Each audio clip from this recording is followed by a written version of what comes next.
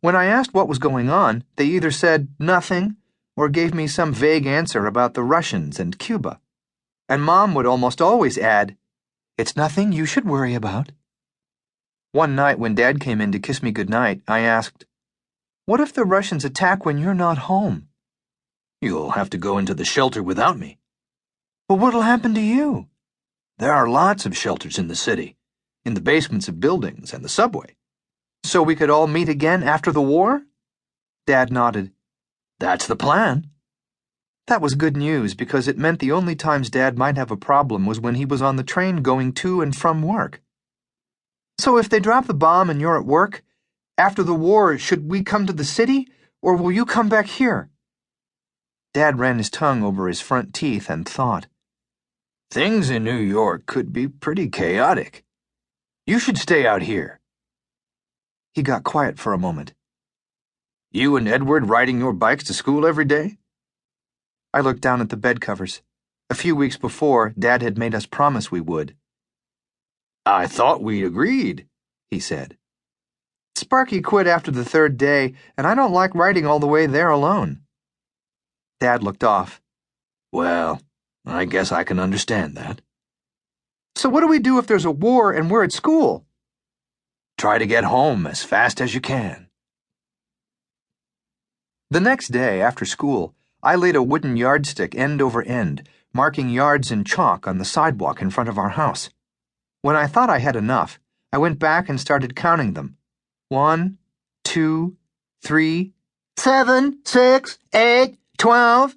Sparky began spitting out numbers until I forgot where I was. I shook my fist at him. "You want to get hurt?" He backed away, and I started over, numbering each yard with chalk. I'd just finished marking off 50 yards when Ronnie and Why Can't You Be Like Johnny came by. Ronnie looked at the yardstick and the chalk numbers going up to 50. Then he saw my stopwatch lying on the grass. He turned to my brother. "What's he up to?" Sparky shook his head like he wasn't allowed to say, which was what I told him if anyone asked. Ronnie popped a few sugar babies in his mouth and smacked his lips. "Man, these are good." He held the bag out to Sparky. "Want some?"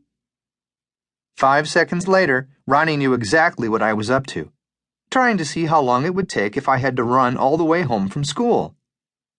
"Scott, anyone ever tell you you're crazy?" he asked. "Yeah, you, about 1,000 times. "Make it 1,001, Ronnie said. "You're crazy." "Thanks." "What's the point?" he asked. "Didn't you see those pictures of Hiroshima? All those burned up and deformed people? Why would you want to be around for that?" "It's better than dying," I said, not because I was really sure that it was, but because it was the only answer I could think of. "You know about radiation poisoning?" asked Why Can't You Be Like Johnny. He was in the smart class at school and never got into trouble. And he was nice. Not brown-nosed teacher's pet nice like Paula, but nice and polite in a sincere way that made everybody like him. And if that wasn't bad enough, he was a good athlete who could throw and catch and run really fast. The only thing wrong with Why Can't You Be Like Johnny was that there was nothing wrong with him. "A little," I answered. "What is it?" asked Sparky. "It's from the radioactive fallout," Why Can't You Be Like Johnny explained. "After the mushroom cloud, dust and ash float down out of the sky, and it's full of radiation, and when you touch it or breathe it into your lungs, it makes you sick. Your hair falls out and you throw up, and—" "Ah!" Sparky let out a cry and ran toward the house with his hands over his ears. "Did I scare him?"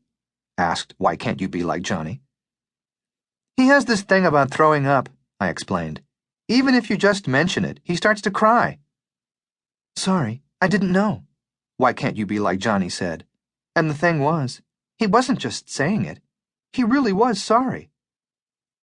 Ronnie pointed at the 50 yards I'd marked off. "You gonna try it?"